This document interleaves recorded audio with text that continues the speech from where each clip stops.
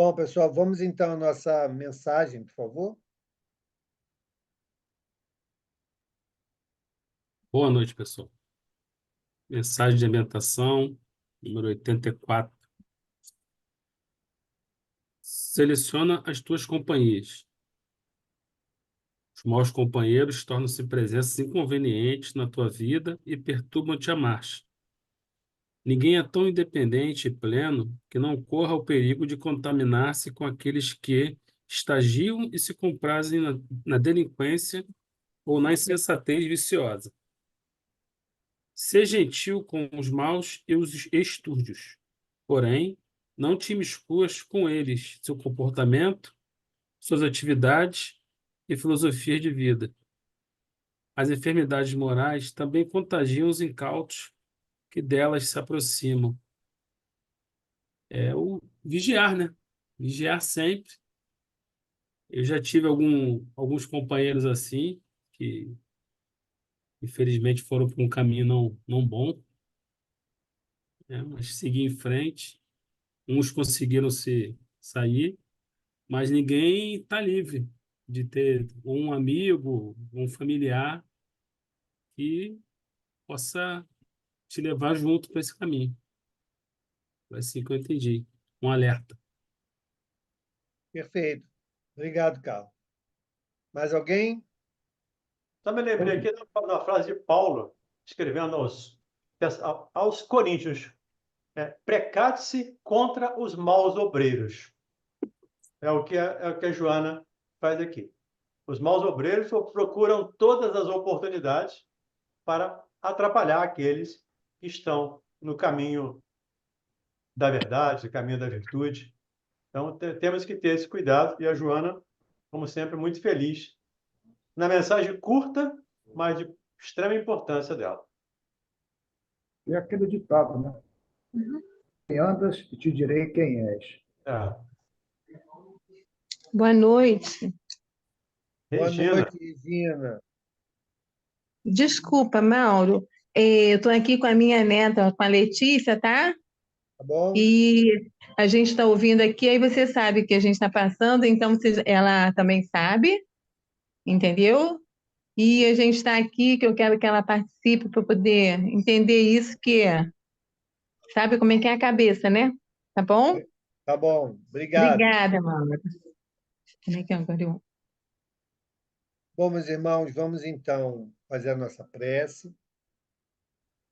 Vamos, como falamos ontem, né? Estamos ao longo de toda essa jornada com o nosso querido Francisco, vibrar por ele, vamos envolvê-lo em nossas melhores intenções, rogando a Jesus, a espiritualidade superior, aos amigos espirituais, que possam, com a permissão do Cristo, dar a ele os recursos salutares, necessários e oportunos para a sua jornada. E assim, Jesus amigo, reunidos mais uma vez em teu nome, aqui estamos, para aprendermos um pouco mais. Mas também, Senhor, nesses momentos, queremos servir. E servir a todos aqueles que necessitam, assim como nós. E na noite de hoje, Jesus, te pedimos, pelo nosso querido Francisco, que ele possa ser visitado por ti e pelas tuas mãos, segundo o teu julgamento de amor, receber os recursos de que necessita. Obrigado, Jesus, por tudo. Que a tua paz nos conduza uma vez mais, hoje e sempre, graças a Deus. Muito bem, pessoal. Então, vamos ao nosso estudo. Regina, lembra a sua neta? Oi, Sua neta? é Letícia, 17 Ótimo. anos, está aqui comigo. Ah, que bom. Letícia, se você tiver alguma Oi. dúvida, Viu? alguma pergunta, pode fazer, tá? Tá bom, obrigada. Nada, fica com Deus. Vamos lá. Tá bem. Bom, boa noite a todos. Capítulo 18, a fé transporta montanhas.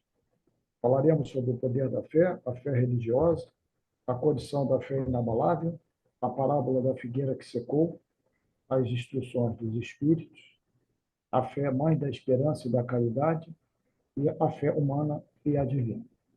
Poder da fé, item 1. Quando ele veio ao encontro do povo, um homem se lhe aproximou e, lançando-se de joelhos a seus pés, disse: Senhor, tende piedade do meu filho, que é lunático e sofre muito, pois cai muitas vezes no fogo e muitas vezes na água. Apresentei-o aos teus discípulos, mas eles não o puderam curar. Jesus respondeu, dizendo: Ó raça incrédula e depravada, até quando estarei convosco? Até quando vos sofrerei? Trazei-me aqui esse menino. E tendo Jesus ameaçado o demônio, este saiu do menino, que no mesmo instante ficou são. Os discípulos vieram então ter com Jesus em particular e lhe perguntaram: por que não podemos nós, outros, expulsar esse demônio? Respondeu-lhes Jesus: por causa da vossa incredulidade. Pois em verdade vos digo, se tivesses a fé do tamanho de um grão de mostarda, dirias a esta montanha: transporta-te daí para ali, e ela se transportaria, e nada vos seria impossível. Isso está em Mateus, capítulo 17, versículo 14 a 20. Lembrar mais uma vez aqui a linguagem evangélica. Sempre uma linguagem simbólica. Se fosse hoje, nós poderíamos dizer que esse garoto era bipolar. Ora ele está num polo, ora ele está em outro. Ora ele está bem, ora ele está mal. Mas imagino eu, não conheço, mas imagino eu que à época de Jesus havia esse dito: cai no fogo, cai na água. Ele não caía nem no fogo, nem na água. Era só uma expressão, uma maneira de dizer. Agora, o que chama a atenção aqui, pelo menos o que me chamou a atenção aqui, foi os próprios discípulos não terem a fé do tamanho de um grão de mostarda. A incredulidade, segundo as palavras, pelo menos atribuídas aqui a Jesus, a incredulidade desses seguidores do Cristo. E eram seguidores que ele havia escolhido pessoalmente. Jesus escolhera cada um daqueles companheiros para formar o seu colégio apostólico. Então, todos aqueles espíritos reencarnaram com esse propósito. A programação reencarnatória deles constava esse trabalho de auxílio da evangelização, auxílio da divulgação do cristianismo. Então, quando nós não temos a fé ainda do tamanho de um grão de mostarda, não fiquemos tristes ou muito tristes. Triste até podemos ficar, mas não ficamos muito tristes porque ainda não conseguimos coisas que espíritos mais elevados do que nós tiveram dificuldades. É natural que nós, como espíritos imperfeitos, espíritos ainda com grandes dificuldades, também tenhamos momentos de incredulidade, também tenhamos momentos de dúvida, tenhamos momentos de dificuldade. E muitas vezes, eu percebo isso em muitas situações, de pessoas entrarem num processo de negação até, porque eu não sou espírita, porque eu duvido em algum momento. Eu não sou espírita porque a minha fé não é grande o suficiente. Eu não sou espírita, e ele vai elencando uma série de razões para se diminuir. Uma coisa que Jesus nos convocou de uma maneira diferente. Pelo menos eu gosto de ver assim, né? Eu ainda tenho meio copo. Eu estou com o copo meio cheio. Então, eu gosto de ver dessa maneira. E eu sempre me lembro, quando esses companheiros me trazem essas afirmativas, eu sempre me lembro da fala do Cristo. Vós sois a luz do mundo. Vós sois o sal da terra. Então, nós somos a luz do mundo. Nós somos o sal da terra. Ele repetiu lá o Salmo 82, dizendo, vós sois deuses. Então, nós temos essas possibilidades, essas grandes possibilidades. Agora, é claro que não vamos fazer, me permita aqui com aspas, não vamos fazer o milagre de um dia para o outro. Talvez nem de uma reencarnação para outra. Mas estamos a caminho de conseguirmos, sim, estamos a caminho da purificação, estamos a caminho da elevação espiritual. E precisamos acreditar nisso e, obviamente, não só acreditar, precisamos também trabalhar, né, para que efetivamente consigamos esse intento nosso e até esse fatalismo de chegarmos à perfeição, né? Nós temos como fatalidade chegar a ser um espírito perfeito. Então, trabalhemos para isso, acreditemos nisso e confiemos que os amigos espirituais estão aí nos ajudando nessa nossa tarefa. Tudo bem? Item 2. Espera aí, a Rosângela quer falar, pessoal. Rosângela, desculpa. por favor. Desculpa. Abre o áudio, Rosângela. Abre o seu áudio. Que quando você começou, você falou sobre esse rapaz que hoje seria bipolar, né? Visto como uma pessoa bipolar. Mas eu queria entender, porque está muito baixo, quando você falou da água e do fogo. Mas não, Valdemir. não foi eu que falei da água e do fogo. A água e o fogo está no texto, né? Já O texto diz. Tem o que você falou, porque eu perdi. Tá. O texto diz: ora ele cai no fogo, ora ele cai na água. E eu disse que isso é uma figura de linguagem. Que se fosse hoje, poderíamos dizer que esse garoto era bipolar. Por comparação, Também, né? Por comparação. com a comparação. Sim, poderíamos dizer. Não estou afirmando que é. Sim. Dentro da figura de linguagem, poderíamos, né? Ora está num polo, ora está no outro.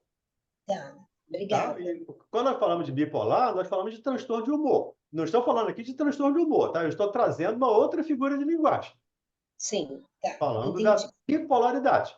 Ora ele está num nível, ora ele está em outro. Tá bom, obrigada. Disponha. Continuemos? Item 2. No sentido próprio, é certo que a confiança nas suas próprias forças torna o homem capaz de executar coisas materiais que não consegue fazer quem duvida de si. Aqui, porém, unicamente no sentido moral, se deve entender essas palavras.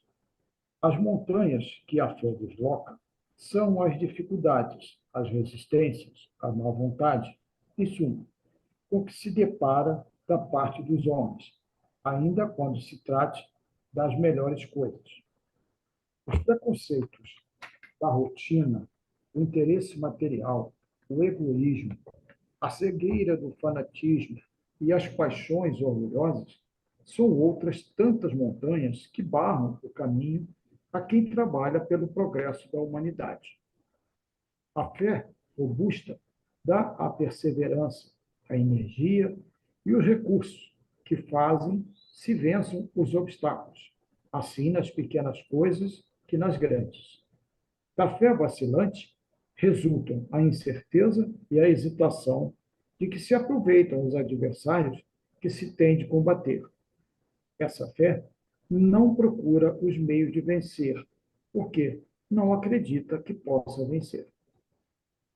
Lembrando que muitas pessoas ainda têm dificuldade de aceitar que a fé que a prece, né? E por consequência, a fé é um instrumento poderoso. Aquele que tem fé, com toda certeza, tem muito mais possibilidades de vencer dificuldades do que aquele que não tem. Claro que é uma fé raciocinada, não é a fé cega. A fé que nós acreditamos, mas sabendo por que acreditamos. E como disse aqui na figura de linguagem, ele coloca aqui, o Kardec coloca aqui, unicamente no sentido moral se deve entender essas palavras. As montanhas que a fé desloca são as dificuldades, a resistência, a má vontade, em suma, com que se depara o homem ainda quando se trate das melhores coisas. Então, nós ainda temos enormes montanhas a serem vencidas. Montanhas daquelas tipo Himalaia. Ainda nos falta fé, nos falta coragem, nos falta certeza. Porque crença, a gente crê numa coisa e descrê daqui a pouco. Mas falta certeza para nós em muitos pontos. Então, nós precisamos ser mais assertivos nas nossas falas, nas nossas práticas e confiar mais. O Emmanuel diz que por causa de uma enxaqueca que não passa, nós deixamos de acreditar. E quantas pessoas se deixam de acreditar porque não tem uma comunicação, por exemplo, de um parente desencarnado. Conheço muita gente que diz, mas eu estou há 20 anos, há 30 anos no Espiritismo, nunca recebi uma mensagem do meu pai, da minha mãe, do meu irmão, meu parente. Será que eles esqueceram de mim? Será que eles... Então, me lembro lá do Antônio de Pádua, na quarta-feira. Meu pai tem 74 anos de desencarnado, isso é o Pádua dizendo, desencarnou, ele tinha 2 anos, e ele nunca recebeu uma mensagem do pai. E nem por isso deixa de acreditar. Então, nós precisamos sair dessa área fenomênica para pegarmos o aspecto, como Kardec diz aqui, unicamente no aspecto moral. Então, nós precisamos nos voltar para esse aspecto moral e entender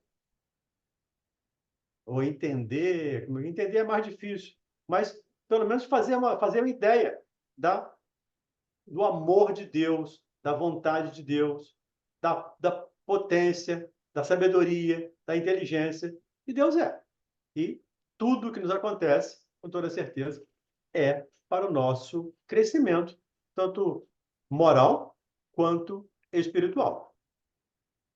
Mesmo ou principalmente as coisas difíceis.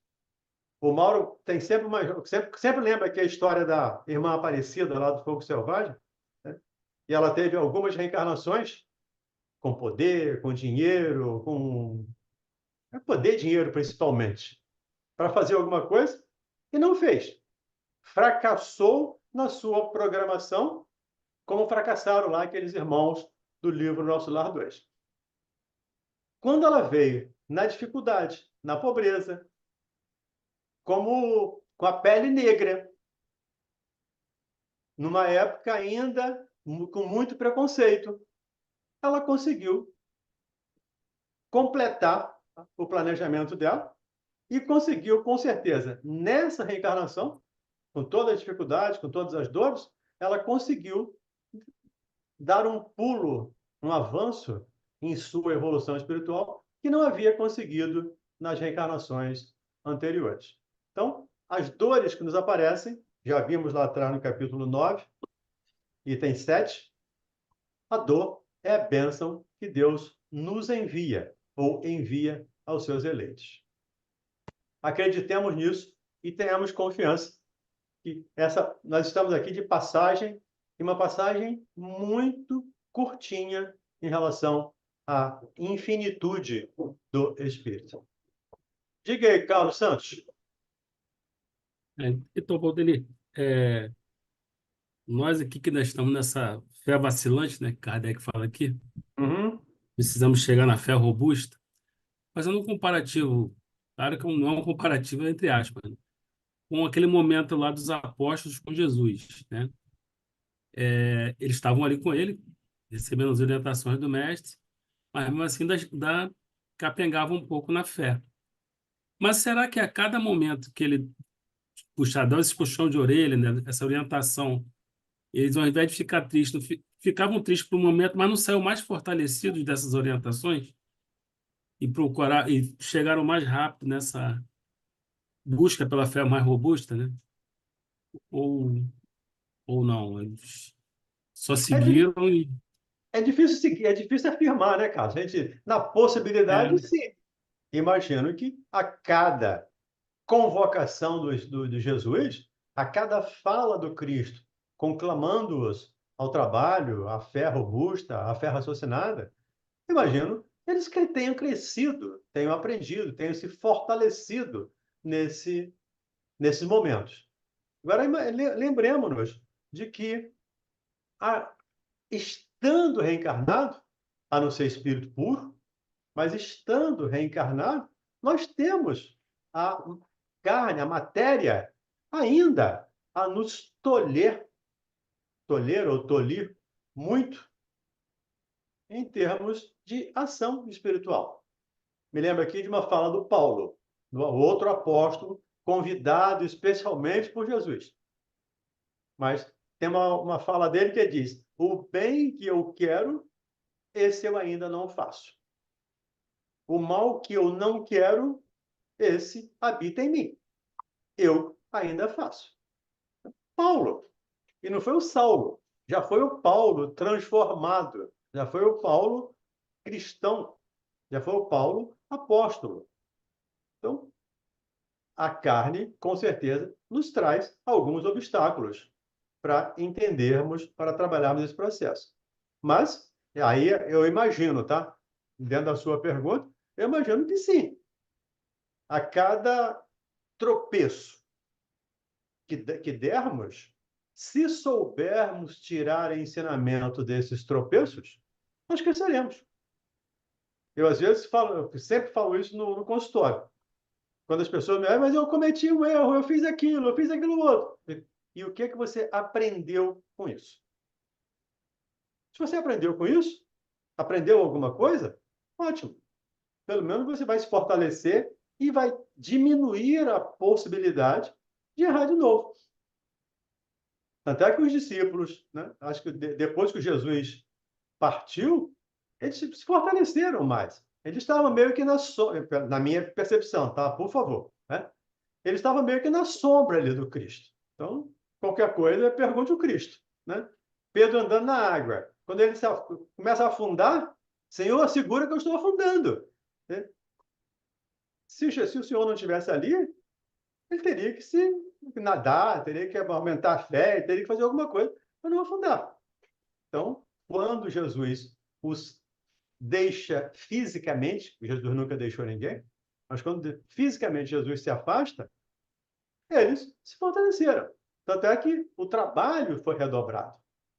Depois da negação de Pedro, ele se entrega de corpo e alma à causa. E todos os demais, né? Inclusive foram sacrificados. Tiago foi sacrificado, né? Pedro, todos, a não ser João, todos os outros foram assassinados. Claro que saíram mais fortalecidos. Aí é só dedução minha, tá, Carlos? Eu não tenho um texto que diz, a partir daí eles ficaram melhor, a partir daí eles cresceram. Eu deduzo dentro meus parcos conhecimentos. Beleza? Item 3. Noutra acepção, entende-se como a fé a confiança que se tem na realização de uma coisa, a certeza de atingir determinado fim. Ela dá uma espécie de lucidez que permite se veja em pensamento a meta que se quer alcançar e os meios de chegar lá, de sorte que aquele que a possui caminha, por assim dizer, com absoluta segurança. Num, como no outro caso, pode ela dar lugar a que se executem grandes coisas.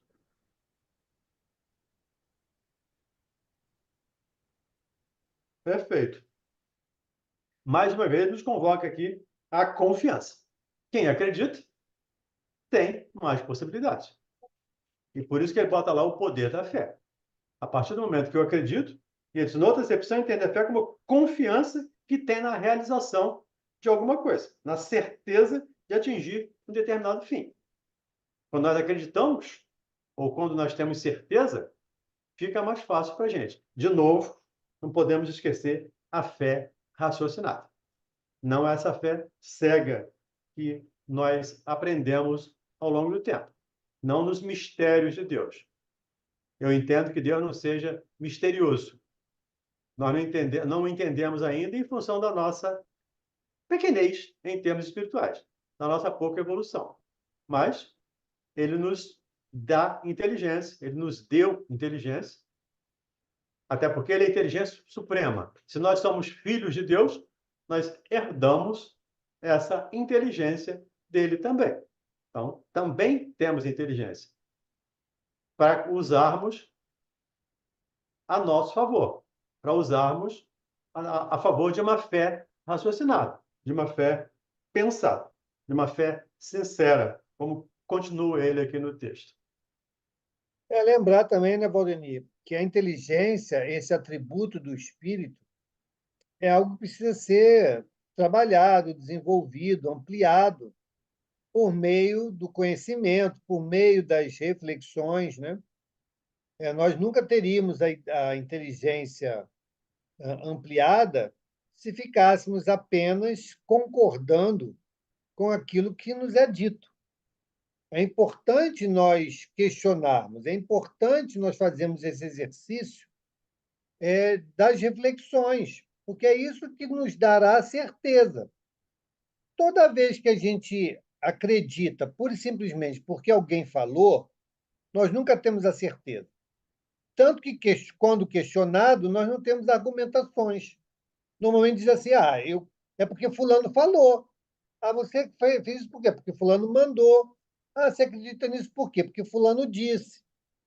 Então, nós não podemos desenvolver uma fé dessa forma.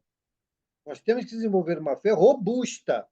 E ela só é robusta, como em tudo em nossa vida, quando nós compreendemos, desenvolvemos em nós essas nossas teorias que nos dá a certeza daquilo pelo qual acreditamos, pelo que acreditamos. Tanto é verdade que, quando temos a fé raciocinada, pode-se perguntar qualquer coisa, que eu sei o porquê eu creio. Da outra vez eu fui numa casa fazer uma palestra, e aí, antes do estudo, conversa vai, conversa vem. Aí eu perguntei assim: como é que é o estilo da reunião de vocês? Como todas as casas. Como é? A gente tem uma lição, abre a lição, depois faz a prece, tá, tá, tá. Tá bom, mas por que vocês fazem isso? Por que vocês abrem a lição antes? Aí a pessoa mastigou mingau, depois disse assim: não, porque as pessoas vêm da rua, né, cabeça atribulada, então a lição ela ajuda nessa ambientação. Falei, então tá bem. Então, vocês têm um argumento, né? Porque se fosse assim, porque todo mundo faz, você não sabe por que faz. Você só repete.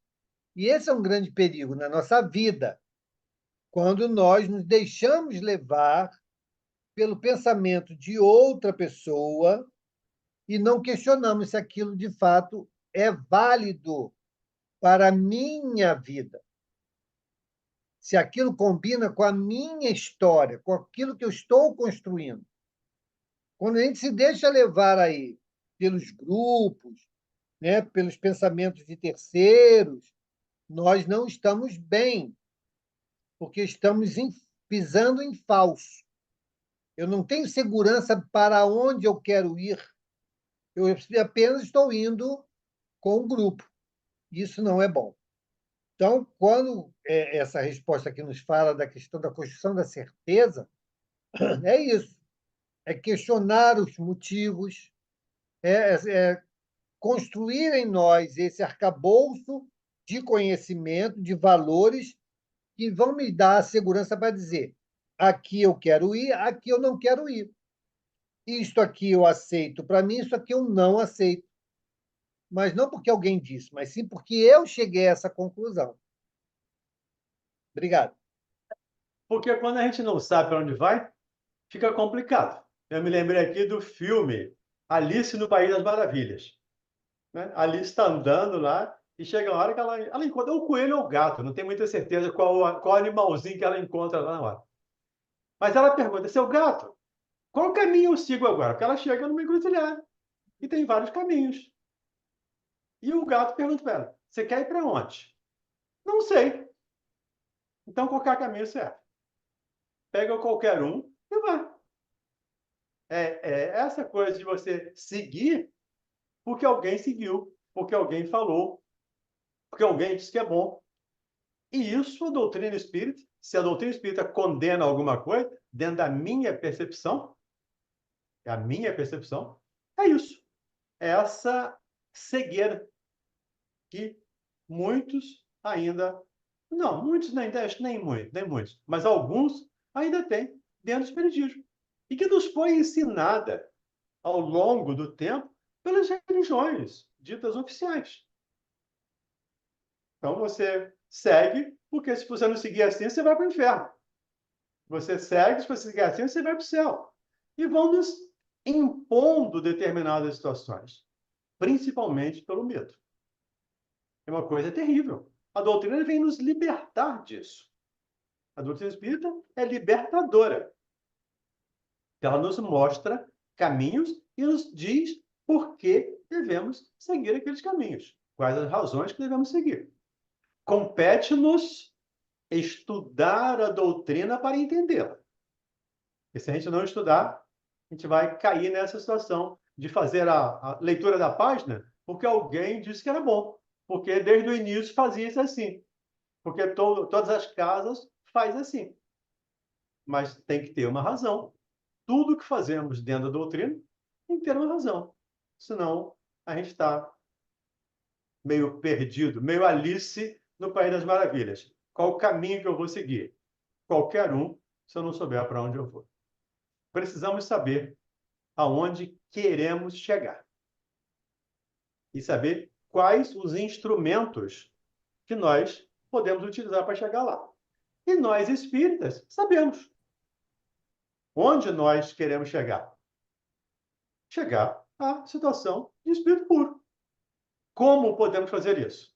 Nos evoluindo intelectualmente, primeiro, moralmente, a seguir. E nessa instrução, fazendo caridade, servindo, amando, ajudando, nós vamos atingir os fins aos quais nos foram propostos.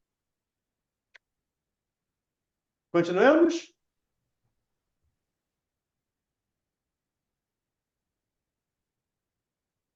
Ronald, você está mudo. Desculpa. A fé sincera e verdadeira é sempre calma. Faculta a paciência que sabe esperar. Porque, tendo seu ponto de apoio na inteligência e na compreensão das coisas, tenha certeza de chegar ao objetivo visado. Ronald, acho que vale uma fala aí nesse texto do Kardec. A fé certeira, a fé verdadeira, é sempre calma. Faculta paciência que sabe esperar. Nós nunca vivemos um nível de ansiedade tão grande como vivemos no século XXI. E o que é ansiedade? Ou o que causa ansiedade? A ansiedade é o excesso de futuro. Eu não sei esperar. Eu quero que as coisas aconteçam no meu tempo. E aí, a fé verdadeira e sincera foi esquecida. Porque a fé verdadeira e sincera é calma, é paciente. Como Paulo escreve lá aos Coríntios, né? A caridade ou o amor é paciente, é calma, é benevolente, não inveja, não se inveja, não ensoberbece. A fé verdadeira também está nesse time, digamos assim. Então, olhemos para nós, e como eu sempre digo, quando eu leio o texto evangélico, eu sempre me coloco dentro do texto. O texto está sendo lido para mim. Como é que está a minha ansiedade em relação às coisas? É cada um pensar por si. Como é que está a minha capacidade de esperar que as coisas aconteçam no tempo devido? No tempo de Deus, não no meu tempo. E às vezes eu quero atropelar as coisas. Eu atropelo Deus. Como eu já disse aqui uma vez, de uma paciente lá de consultório. Ela botava as coisas na mão de Deus, mas Deus demorava muito. E ela então ia lá e tomava das mãos de Deus. No nosso nível de ansiedade, nós estamos caminhando para isso. As coisas precisam acontecer no meu tempo. E aí esquecemos a questão número 1, ou pelo menos a resposta da questão número 1 do Livro dos Espíritos. Kardec abre o Livro dos Espíritos com ela. Não é por acaso. É ali que começa tudo. Na certeza, nessa inteligência suprema. Então, se a inteligência suprema, né, brincando aqui, é um pouquinho maior do que a minha. Então, eu preciso esperar que as coisas aconteçam no tempo de Deus. É claro que eu preciso ter a sabedoria para entender. Isso aqui eu posso fazer, isso aqui eu não posso fazer. A oração da serenidade. Acho que todo mundo conhece, né? Quando você pede forças para mudar as coisas que podem ser mudadas, resignação para aceitar aquelas que não podem ser mudadas e sabedoria para diferenciar uma coisa da outra. Então, nós precisamos, quando estamos nesse nível de ansiedade, está nesse início de texto aqui de Kardec, nós estamos esquecendo a questão, ou a resposta à questão número 1 do Livro dos Espíritos. Pensemos com calma. Perdão, Sim. pode terminar. Não, só dizer, pensemos com calma e trabalhemos essa nossa percepção. É só para ler o comentário da nossa irmã Rosemary aqui no chat. Ah, Ela sim. botou assim: eu acho que o estudo da doutrina faz toda a diferença. Todos que querem seguir o Espiritismo deveriam fazer o estudo das obras, na minha opinião. Seria o ponto de partida, mas nem sempre é isso que acontece. Fé raciocinada é muito mais seguro na nossa vida. E, Rosemary, você tem razão.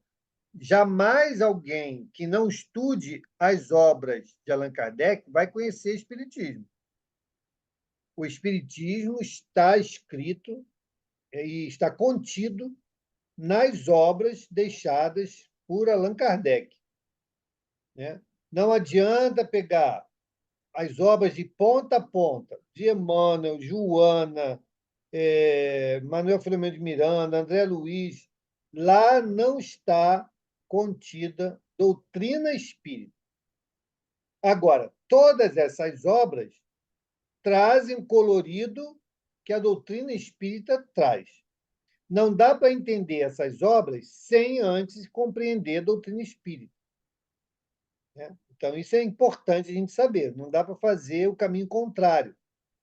O caminho contrário serve como despertamento.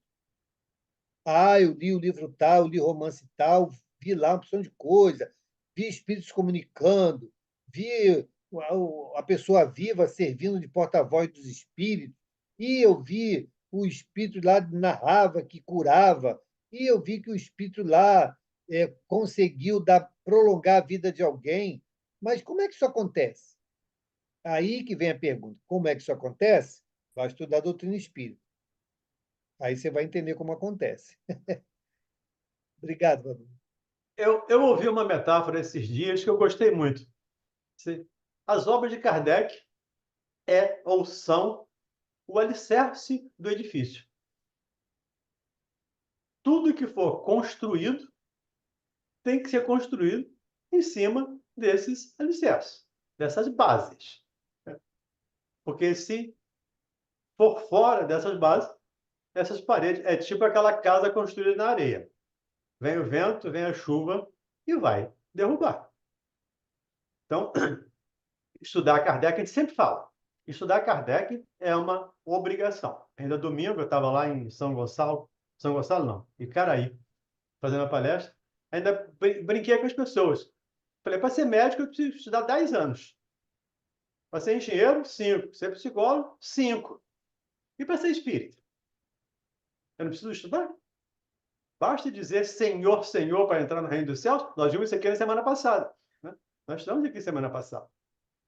Não basta vestir a libré do Senhor para ser-se seu servidor.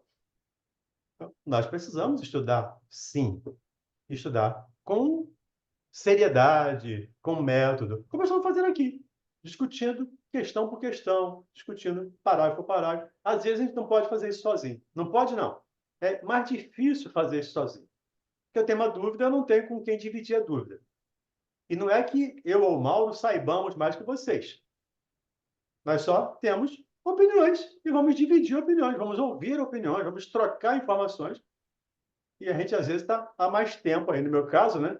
Eu estou há um bom tempo aí nessa doutrina. Apesar de ter chegado muito velho, mas como eu sou muito velho, então eu estou há um bom tempo na doutrina. Então, tem muito mais tempo do que muita gente aqui, às vezes até de idade. Então, eu vou fazer 40 anos. Esse ano, eu faço 40 anos de estudos da doutrina espírita. Entrei meio velho no espiritismo. Mas, quando eu entrei, falei, agora esse negócio é interessante, é bom, é profundo. Vamos aprofundar nisso aqui, porque é interessante.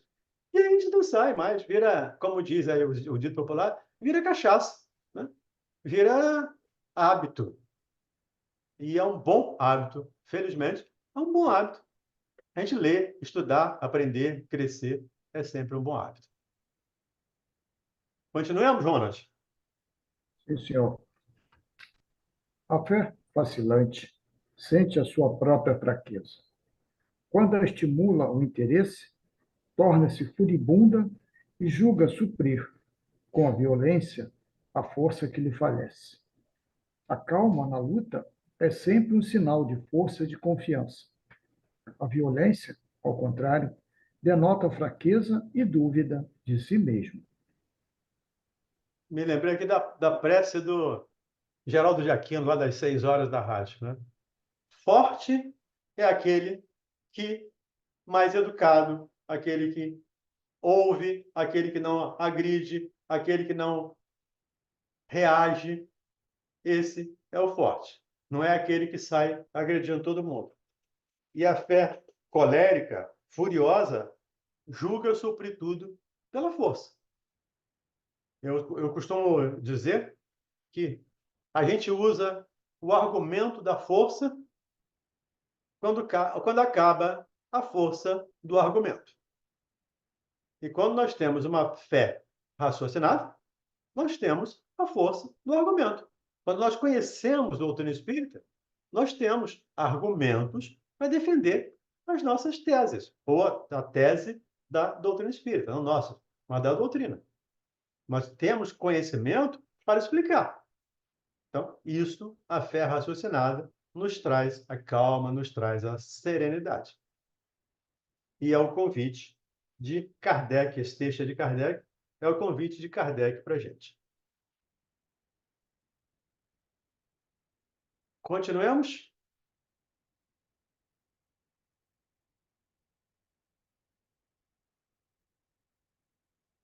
Ronald, está mudo de novo. Desculpa.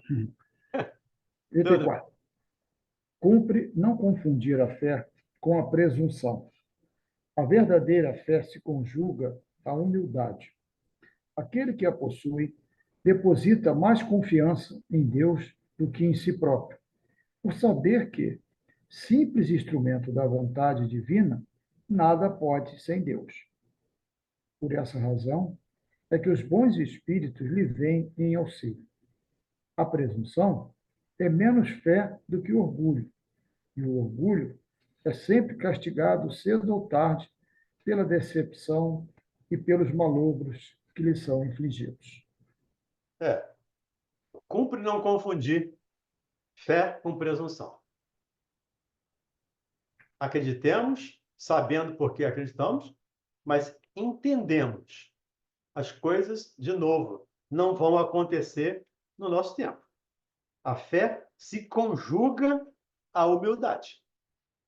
A verdadeira fé, a fé raciocinada, se conjuga à humildade. Ela está aliada à humildade. E a humildade não é presunção. Aquele que a tem, aquele que a possui, essa fé, deposita mais confiança em Deus do que em si mesmo. Foi o que eu brinquei anteriormente aqui. Né? Deus, a inteligência suprema. Então, é um pouco maior do que a minha. Então, eu preciso confiar nessa inteligência suprema. E o dia que nós internalizarmos essa fé, essa certeza, essa fé raciocinada, nós vamos dar um salto quântico em termos de evolução. Porque pelo menos uma coisa nós vamos abandonar, que são as insatisfações, as murmurações, as reclamações. Porque, em realidade, nós ainda murmuramos, reclamamos, lamentamos, porque ainda temos uma boa parte de orgulho em nós. Ainda achamos que somos capazes de resolver tudo. E, efetivamente, né, nós temos opinião formada sobre tudo. Eu lembrei aqui do... Eu quero ser essa metamorfose ambulante. Prefiro ser essa metamorfose ambulante do que ter uma velha opinião conhecida sobre tudo. Esqueci o nome do cara, sumiu agora. Diga aí, gente. Raul Seixas. Raul Paulo Seixas. Seixas. Paulo Seixas. Então, a presunção é que eu acho que eu sei tudo. Ainda hoje estava conversando com o rapaz no consultório, e ele bastante incisivo, enfático. Eu ainda brinquei com ele. Ele só tem duas maneiras de pensar. A sua e a errada. Porque quem pensa diferente dele é errado. Isso é presunção. É disso que Kardec fala. A fé verdadeira se une à humildade, à simplicidade e confiança plena em Deus. Como eu estava dizendo, vamos dar um salto quântico quando internalizarmos essa certeza de que nada nos acontece, não só a nós, mas no universo, nada acontece ao acaso. Tudo está submetido às leis de Deus. Mesmo que eu não conheça, mesmo que eu não saiba ainda, mas nós espíritas já temos essa informação. Então, precisamos nos curvar diante da majestade de Deus. Figura de linguagem, tá, gente? Deus não é um rei, né? Então, majestade é uma figura de linguagem também. Nós precisamos entender isso. Por essa razão é que os bons espíritos vêm em auxílio, em função da nossa humildade, da nossa crença, da nossa fé raciocinada, da nossa capacidade de entendimento, de aceitação das coisas que não podemos mudar, que não pudermos mudar. Por isso que os bons amigos estão sempre a nos auxiliar. E cada um de nós tem pelo menos um, que a gente chama de anjo da guarda, cada um de nós tem pelo menos um amigo superior a nós, disposto a nos ajudar e efetivamente nos ajuda quando permitimos. Eles não violentam a nossa liberdade, não violentam o nosso livre-arbítrio. Quando permitimos, eles nos ajudam sim. E sempre estão ao nosso lado, desde que os chamemos, atendendo aquela convite do Cristo, né? Bata e a porta se abrirá. Peça e dá-se-vos-á. Então, eu preciso pedir, eu preciso bater. Eu preciso fazer alguma coisa. O verbo está no imperativo. Bata, peça, né? Ore, vigie. É verbos no imperativo. Jesus sempre nos convidando à ação. Não é a inação. Sempre nos convidando ao trabalho, à proatividade. Então, se batermos à porta ela vai se abrir com toda certeza. Se pedirmos, também receberemos. Receberemos tudo aquilo que pedirmos? Não. Porque na maioria das vezes eu não sei o que é bom para mim. Eu peço coisas que não seriam boas para mim. Então, eu tenho que entender e pedir que seja feita a vontade de Deus. Depois que eu entendi isso, nas minhas preces, nunca mais eu pedi saúde para mim. Eu peço forças, eu peço coragem para encarar as minhas dificuldades, encarar as minhas doenças. Mas, sei lá, se saúde não é um meio de eu crescer, a doença, aliás, não é um meio de eu crescer espiritualmente, então, atendendo à vontade de Deus, não que eu tenha provocado a doença. Se eu provoquei a doença, é problema meu. Mas se eu fiz todo o trabalho, se eu segui as orientações e a doença chegou, é um instrumento de auxílio para mim, para eu caminhar um pouco mais célere para o progresso. Diga aí, dona Rosângela Gomes. Oi. Vou voltar um pouquinho aí, eu acho que no texto de abertura, né, na fala inicial, mas que tem a ver aí também com o que você está falando, né, de aceitação e tudo, das coisas que a gente não pode mudar, com relação à atitude das pessoas, né? Uma pessoa que é soberba, né? Do jeito que você está falando aí, tem o errado e o meu, né? Não lembro agora como você falou, meu pensamento. Ah, e é uma pessoa que é agressiva, num grupo, né, de amigos, de conhecidos, e ela está sempre plantando a discórdia, está sempre tratando os colegas mal, e essas mesmas pessoas estão sempre relevando, né, é, levando de boa, mas assim meio que engolindo um sapo, né, para não criar um ambiente pior. E aí um ou outro chama no particular, poxa, fulana, não faz isso, né?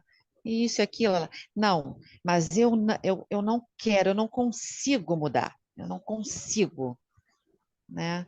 Então, as outras pessoas que não querem esse tipo de convívio, né? Que é o que está lá dentro daquela mensagem inicial, que você se afasta daquilo que não te faz bem, né? Que não é só você lidar com alguém com droga, com influência ruim, coisas que te afetam, né? Então você procura se afastar. E aí, como que você lida com isso, né? Porque as pessoas legais, as pessoas que não querem esse tipo de, vão se afastando, né? E aí a gente fica naquilo, poxa, a gente fica com essa pessoa, né, que é desse jeito, ou a gente deixa as outras pessoas se afastarem. Como é que a gente faz isso? Entendeu? Sem criar uma animosidade, sem ter que colocar, né, ou você, ou você. Como é que a gente faz isso? Rosângela, enquanto você estava falando, eu me lembrei de uma frase do Jean-Paul Sartre, um filósofo francês do final do século XX, e ele dizia: não me importa o que o outro fale ou faça a meu respeito. Me importa sim o que eu vou fazer com isso.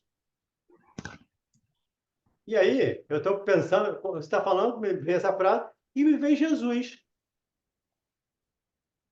Jesus não desistiu de nós, porque somos imperfeitos, porque o crucificamos. Ele sempre está nos dando a oportunidade. Então, Jesus, Deus, os bons espíritos, os bons amigos espirituais, sempre estão nos dando a oportunidade de recomeçar.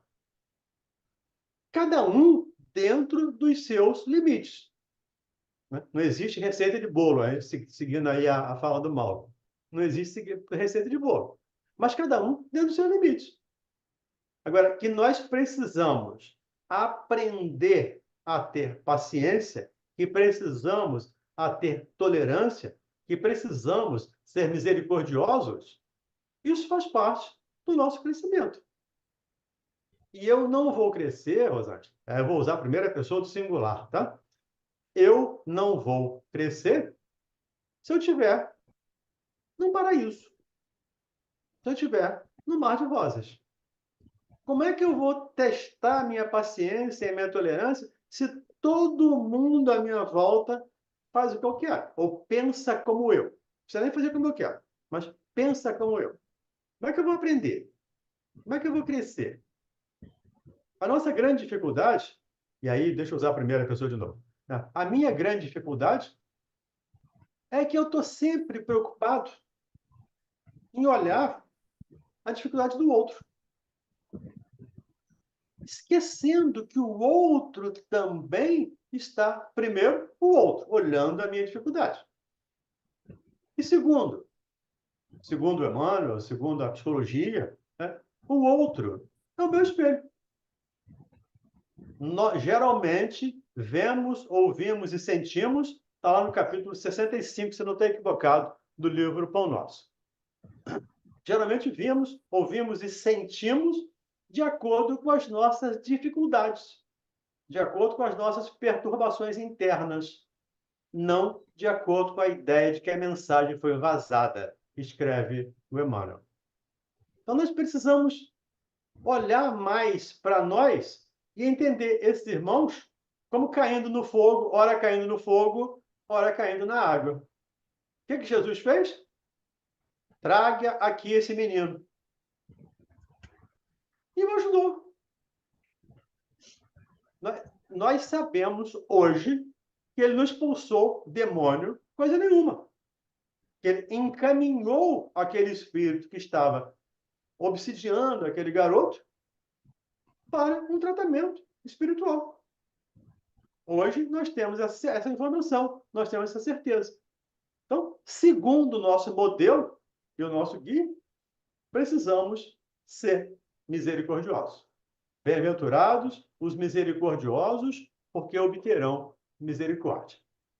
Não sei se eu pude esclarecer alguma coisa para você. Se não, fique à vontade para trazer a réplica. Eu vou te colocar, porque eu não estou colocando numa situação individual, Eu não né? falei para você, tá? Não, então, mas eu tô justamente isso. Eu estou falando numa questão de grupo, de Uhum. pessoas diferentes, né? De cabeças diferentes, de personalidades diferentes. Como que a gente lida com isso? Por exemplo, eu quero chamar uma fulana, uma colega para participar do grupo. Aí essa pessoa que é a pessoa complicada. Não, porque eu não falo com ela, não, porque eu não aceito. Então a gente tem que estar sempre, né? Então, entre aspas, aceitando, né? Essas imposições, né? Dessa pessoa que é temperamental em prol dela só e não do grupo, entendeu? Eu estou falando com uma questão de grupo e não uma questão individual. De novo, lembrando Kardec. Lá no capítulo 5 do Evangelho. Acho que é capítulo 5, se eu não estou equivocado. É lícito ver o mal do outro e divulgar o mal do outro? Depende da intenção, depende da situação. O mal existe e precisamos vê-lo. Mas se ele prejudica uma só pessoa, se ele prejudica só essa pessoa, para que eu divulgar, para que eu falar? Agora, se ele prejudica a várias pessoas, melhor, diz lá Kardec, dizem os espíritos, melhor cair um do que caírem muitos. Então, sim, vamos falar desse mal. Então, nesse caso, Rosângela, é alguém que tenha mais intimidade que tenha mais possibilidade, conversar com essa pessoa. Já foi feito isso várias vezes. Então tem Já um foi feito. caminho, tem um outro caminho que vai chegar. A dor é uma bênção que Deus envia aos seus eleitos. Ou você vai pelo amor, ou vai pela dor. Nós escolhemos. E ela está escolhendo o isolamento, ela está escolhendo ficar sozinha. E, se ela não quer participar, é um direito dela, que a gente respeita até quando chegar a necessidade de companhia, quando ela precisar de alguém. E vai buscar alguém. Mas forçá-la, não. Agora, não vai acabar o grupo porque ela não quer participar do grupo. Ela não quer, é um direito dela. Fique Não, tranquilo. ela não quer que quem ela não gosta não participe do grupo. Ih, Ela não pois é. quer deixar de participar, não. Ela quer filtrar de acordo com o interesse dela, entendeu? Vai no interesse do grupo, não é interesse do Ah, grupo individual. exatamente. Eu estava querendo essa confirmação. Ok? Sim, sim. Obrigada. Termino? O último item? Então, estou no último item, né? Então vamos lá. Então vamos terminar esse último item para a gente fechar. O poder da fé se demonstra de modo direto e especial na ação magnética por seu O poder da fé se demonstra de modo direto e especial na ação magnética. Por seu intermédio, o homem atua sobre o fluido, agente universal, modifica-lhe as qualidades e lhe dá uma impulsão, por assim dizer, irresistível. Daí decorre que aquele que há um grande poder fluídico, normal, junta a ardente fé, pode, só pela força da sua vontade dirigida para o bem, operar esses singulares fenômenos de cura e outros, tidos antigamente por prodígios, mas que não passam de efeito de uma lei natural. Tal motivo, porque Jesus disse a seus apóstolos: se não o curastes, foi porque não tinhas fé. O que ele nos conclama aí é, associando fé com magnetismo, nós podemos fazer milagre. Os milagres que aconteciam, ou que aconteceram, milagres aqui com todas as aspas, né? Que acontecia é exatamente isso. O poder da fé é capaz de transportar montanhas. De novo, aquelas montanhas do egoísmo, do orgulho, da doença, que são doenças também, né? Orgulho e egoísmo são doenças. Nós podemos fazer, com certeza, a partir da nossa fé raciocinada. Neide Cristina. Claudemir, só voltando um pouco com relação ao que a Rosângela colocou, vê se você também concorda com isso. Quando a gente também deixa a pessoa, né, fazer o que ela quer, a gente também não ajuda a pessoa, não é? Não faz ela também um pouco refletir, né? Por isso que eu falei para ela, alguém que tem intimidade, que tem mais próximo, conversa. O que é que Jesus fala do reconciliar? Vai a só em particular com ele e conversa com ele e tente reconciliar. Se ele não quiser, o problema é dele. Você fez a sua parte. O Emmanuel diz, reconcilia-te. Então, é com você. É você que tem que se reconciliar. Se ele quer se reconciliar ou não, é um outro processo. Então, é o caso, eu preciso, sim, fazer todo o esforço para me reconciliar. Mas se o outro não quiser, eu preciso respeitá-lo. Tá bom, obrigada. Elaine. Rapidinho, esse finalzinho aqui que ele fala, que Jesus disse, se não curastes, é que não tinhas fé. Mas também entraria nesse caso a situação também do merecimento, né? Porque assim, senão fica parecendo que se a gente tiver fé, a gente consegue curar qualquer pessoa, e não é bem assim, né? Tem as circunstâncias, né? De acordo com o merecimento, com o que vai ser bom ou não para aquela pessoa ficar curada fisicamente, vamos dizer assim. Uhum. na próxima, acho que na próxima quarta-feira, acho que amanhã, né? Próxima quarta é amanhã. O Mauro vai fazer um estudo lá no SEAC. Bem-aventurados que têm fechados os olhos. O Kardec não, né? O Vianney, que é o espírito que dá a mensagem, fala muitas vezes dessa programação reencarnatória que temos. Agora, eu não sei até onde vai aquela prova daquela pessoa. Pode ser, né, que esteja na minha prova, isso está lá no capítulo 5 do Evangelho, levar alívio para aquela pessoa. Ou levar cura, se for o caso, para aquela pessoa. Como Jesus curou lá o cego de nascença. Quem pecou? Ele, o pai, as gerações anteriores? Ninguém. Estava na programação dele ficar cego até Jesus aparecer para dar testemunho do poder do Cristo.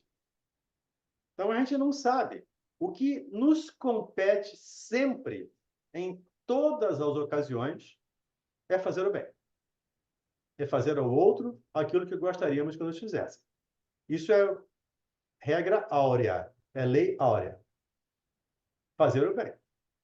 Agora, o resto não é conosco. Eu vou fazer o bem. A cura não é comigo, como diz o Vianney.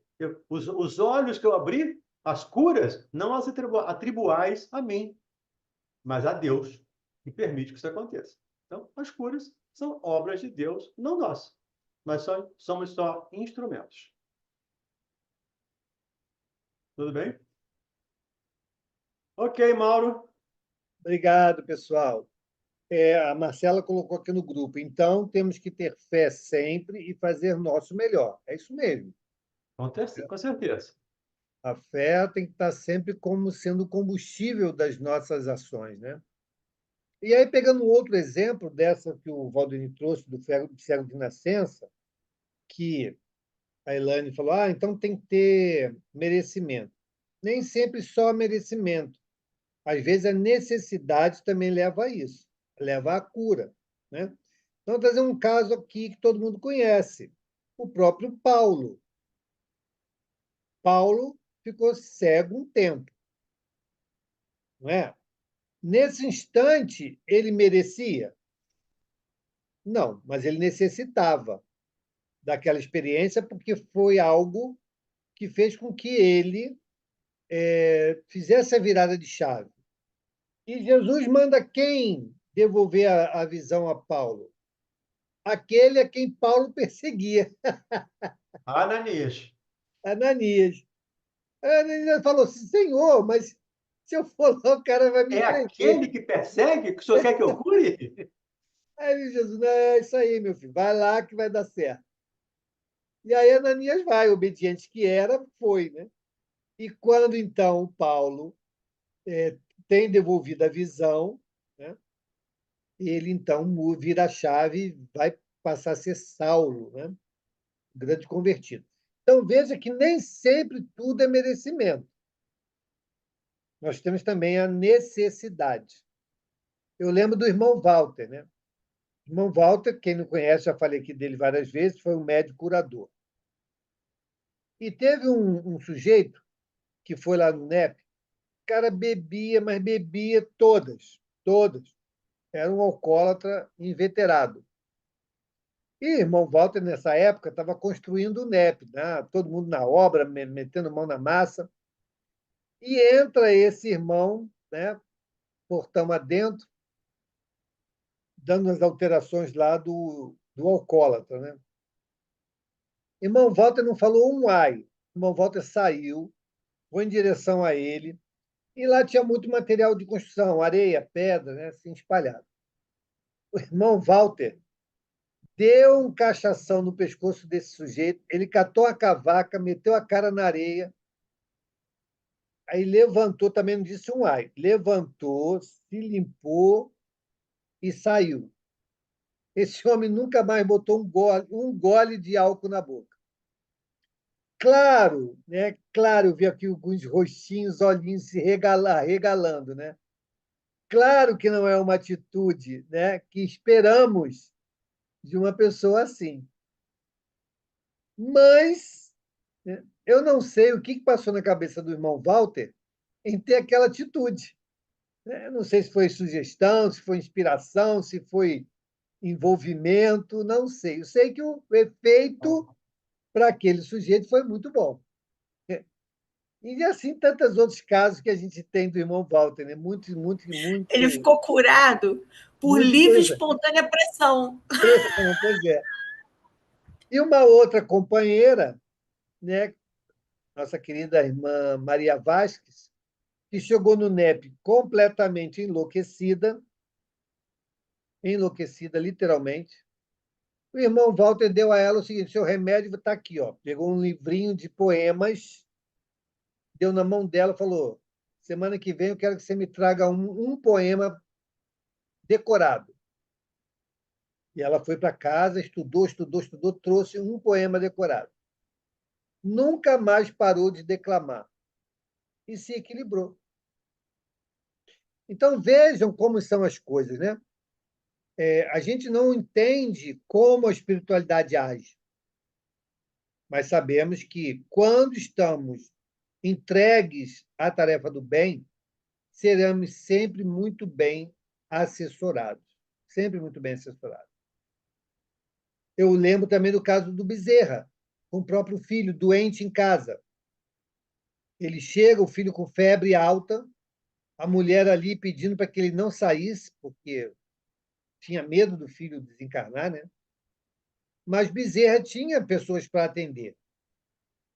E ele faz uma prece silenciosa e confia a saúde do filho à espiritualidade e sai. Faz os atendimentos.